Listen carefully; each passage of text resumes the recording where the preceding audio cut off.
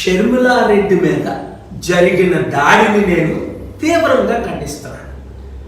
కానీ కొన్ని వీడియోలు చూసినప్పుడు నాకు ఆశ్చర్యం కలుగుతుంది. ఏంటంటే 3500 కిలోమీటర్లు నేను తెలంగాణలో పాదయాత్ర చేశాను.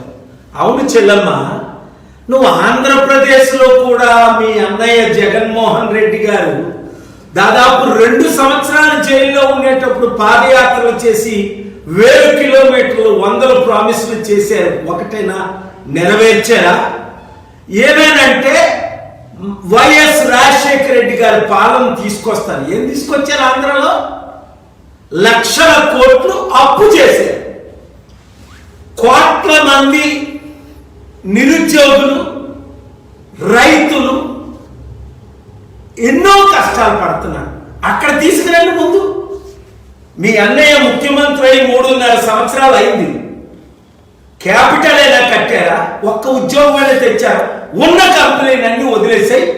బీజేపీకి బి పార్టీగా ఉండి ఉండవిల్లి అరుణ్ కుమార్ గారు అన్నట్టు జగన్మోహన్ రెడ్డి గారు గెలిచిన ఎవరు గెలిచినా బీజేపీ స్ట్రాంగ్ ఉంది ఆంధ్రాలో, యూపీ కంటే అని.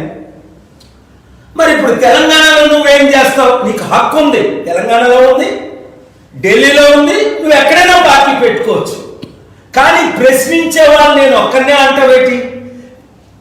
ఈ రోజు వరకు నువ్వు ఎప్పుడైనా బీజేపీని ప్రశ్నించావా?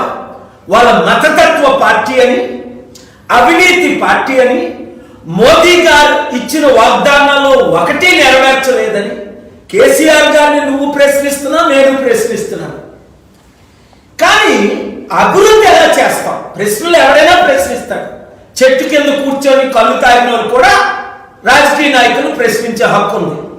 కానీ అభివృద్ధి నువ్వు ఎలా చేస్తావు? మీ అన్నయ్య చేయలేంది.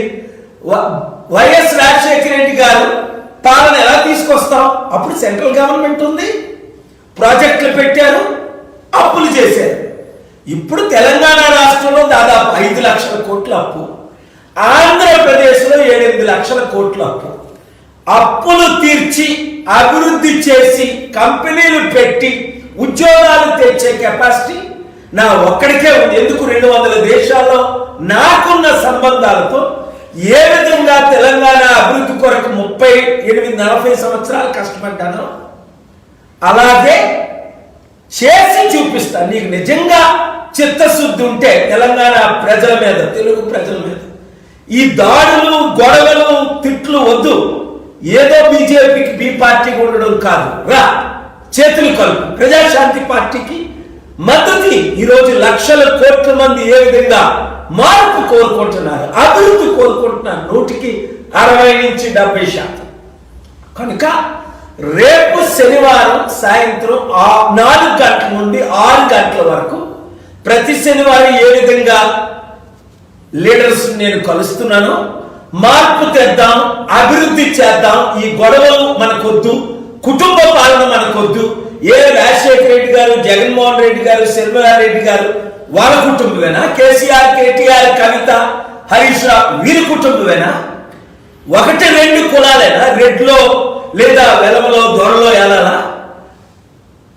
52 నుండి ఇంతవరకు ఒక్క బీసీ ముఖ్యమంత్రి అయ్యాడా? 56% మనం ఉన్నాం బీసీలు. మనం ఎందుకు అవ్వకూడదు?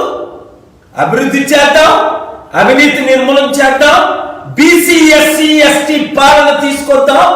ఇప్పుడున్న పార్టీలన్నీ అవినీతి పార్టీలను గమనించే 100,000 మంది గద్దరన్న లాంటి వారు, శ్రీకాంతాచారి తండ్రి లాంటి వెంకటాచారి లాంటి వారు, ఐఏఎస్ రోసయ్య గారు, దానమయ్య గారు లాంటి ఎందుకు ప్రజాశాంతి పార్టీలో చేరుతున్నారు?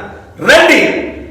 రేపు శనివారం డిసెంబర్ 7 నుండి నేను తెలంగాణ టూర్ చేస్తున్నాను. మీరు మీటింగులు పెట్టుకుందాం, మార్పు తీసుకొద్దాం. 6 నెలల్లో తెలంగాణలో ఎలక్షన్ వస్తుంది కాబట్టి పూర్తిగా అభివృద్ధి చేసుకుందాం. అప్పుడు తీర్చుకుందామన్నా. ప్రతి లీడర్ రండి. ఈ వీడియో అందరితో షేర్ చేయండి. Thank you very much.